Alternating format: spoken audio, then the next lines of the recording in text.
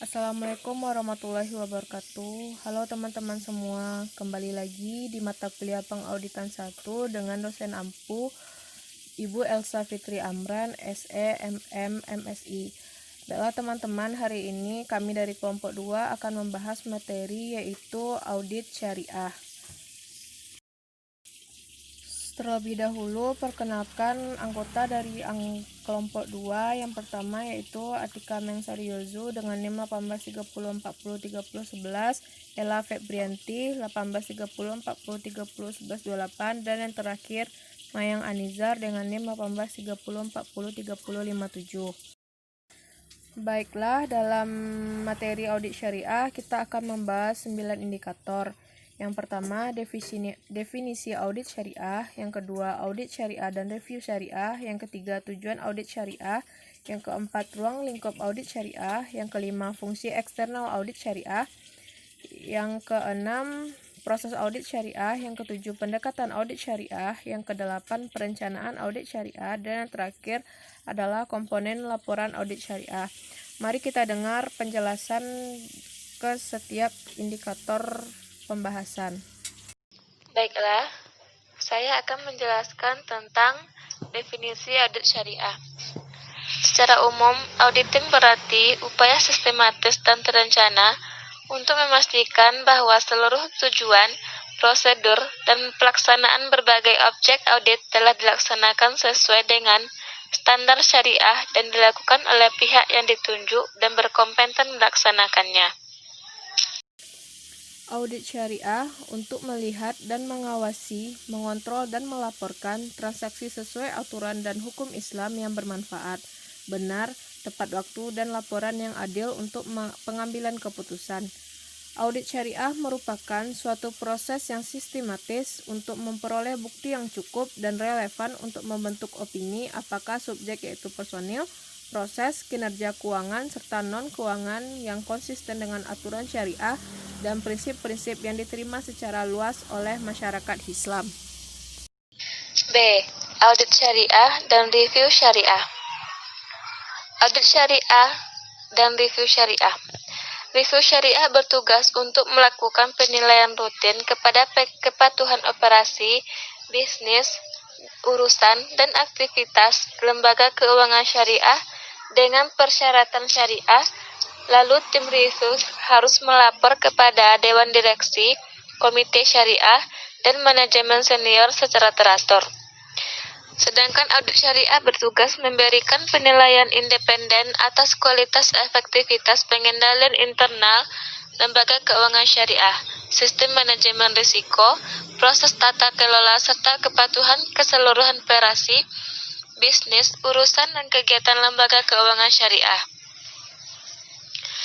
Menurut penelitian Yaswa Abdullah dan Endut pada tahun 2020, terdapat 6 perbedaan antara audit syariah dan review syariah, yaitu 1. Petugas.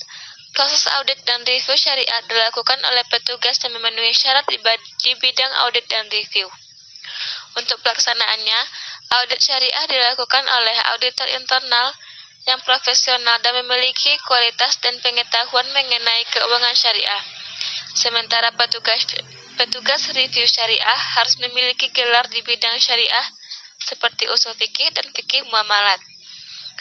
2. Ruang lingkup tugas.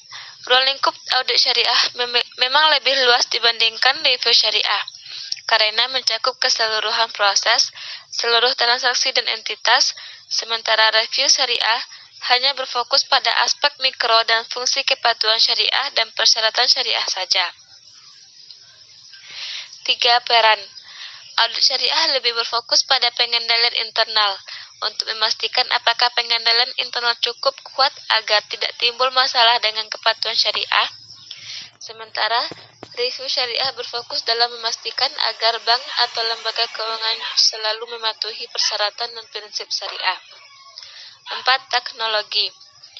Audit syariah memakai teknologi khusus dalam proses kerjanya, yaitu TMAT dan NaCl yang digunakan dalam sampling dan menemukan pengecualian. 5. Metodologi.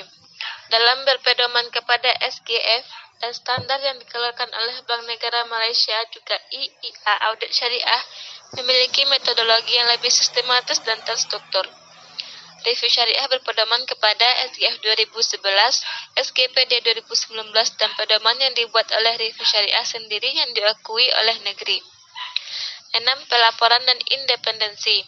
Setelah proses audit dan review selesai dilakukan, maka auditor dan petugas review harus melaporkan hasil. Auditor syariah akan melaporkan langsung kepada direksi dan secara tidak langsung kepada komite syariah.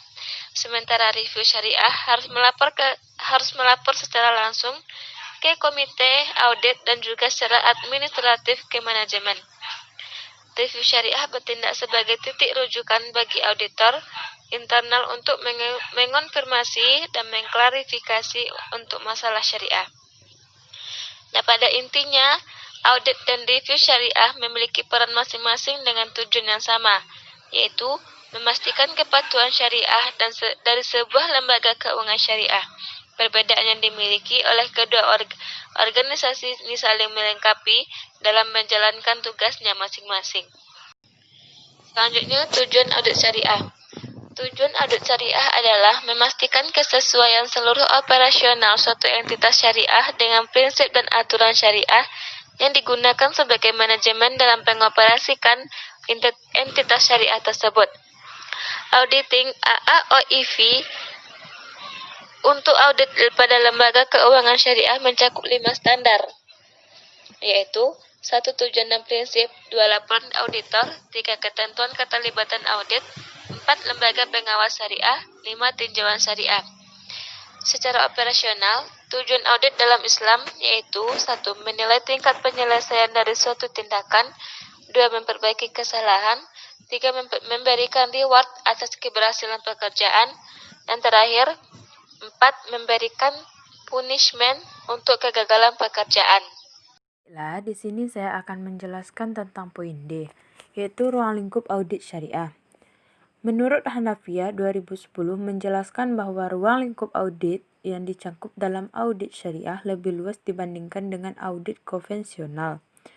Audit syariah harus memastikan kebenaran, keadilan, dan relevansi laporan keuangan yang diterbitkan oleh manajemen dan memastikan bahwa manajemen telah melakukan tugasnya sesuai dengan hukum dan prinsip Islam, serta memastikan manajemen telah berusaha melaksanakan tujuan syariah atau maqasid al-syariah sebagai upaya untuk melindungi dan meningkatkan kehidupan umat manusia dalam semua dimensi.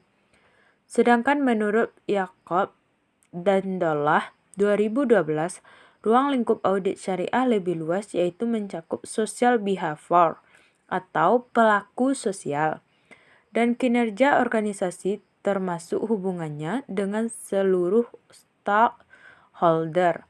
Ruang lingkup audit syariah dalam LKS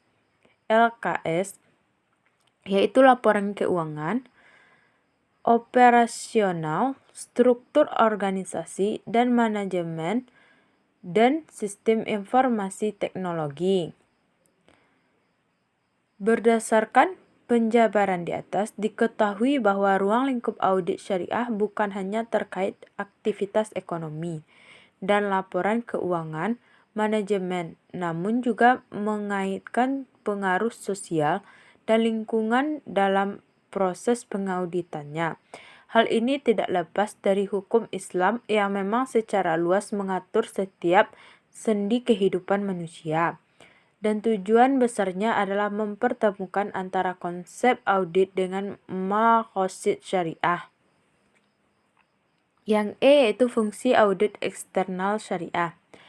Audit eksternal memiliki peran atau fungsi yang unik dalam audit eksternal syariah.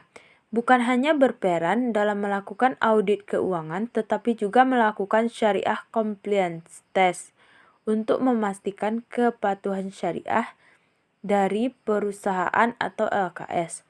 Proses audit tersebut dilakukan secara terstruktur, dimulai dengan perencanaan audit dan diakhiri dengan pemberian opini oleh auditor terkait laporan keuangan yang disiapkan telah sesuai fatwa.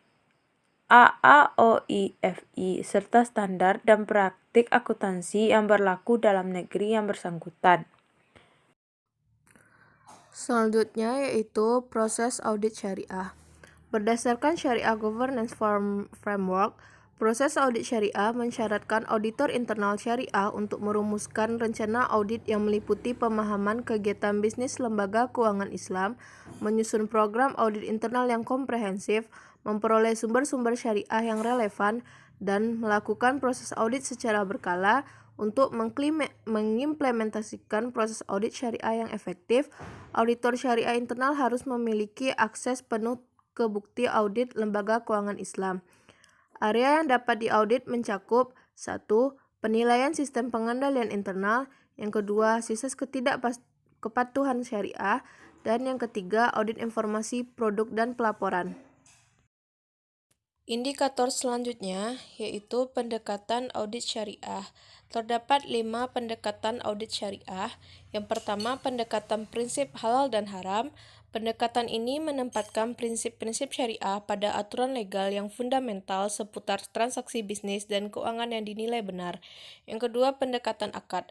Akad dapat didefinisikan sebagai penghubungan permohonan atau ijab dan penerimaan atau kabul. Yang ketiga, pendekatan dokumentasi legal. Tujuan dari dokumentasi legal ini adalah sebagai sarana memberikan rasa aman dalam pelaksanaan transaksi di mana hak-hak, kewajiban, dan tanggung jawab secara jelas terpaparkan pada kontrak. Yang keempat yaitu pendekatan maqasid syariah. Merupakan kajian ijtihadiyah, yaitu penampakan hukum yang tidak ada nas atau dalil dalam Al-Quran maupun hadis. Setiap dari berbagai bidang keilmuan wajib hukumnya untuk mengetahuinya. Dan yang terakhir adalah pendekatan pelaporan keuangan, bertujuan untuk meningkatkan transparansi, akuntabilitas, dan keterbandingan laporan keuangan. Selanjutnya yaitu perencanaan audit syariah. Perencanaan audit syariah merupakan total lamanya waktu yang dibutuhkan oleh auditor untuk melakukan perencanaan audit awal sampai pada pengembangan rencana audit dan program audit yang menyeluruh. Tahap atau bagian perencanaan audit syariah adalah: yang pertama, perencanaan audit awal. Yang kedua, memperoleh informasi mengenai latar belakang. Yang ketiga, memperoleh informasi mengenai kewajiban hukum klien. Yang keempat, pelaksanaan prosedur analisis pendahuluan. Yang kelima, menentukan materialitas, menetapkan risiko audit dan risiko bawaan. Yang keenam, memahami struktur pengendalian intern dan menetapkan risiko pengendalian. Dan yang terakhir, mengembangkan rencana audit dan program audit. Komponen laporan audit syariah. Komponen laporan audit syariah terdiri atas 1. Laporan posisi keuangan, 2.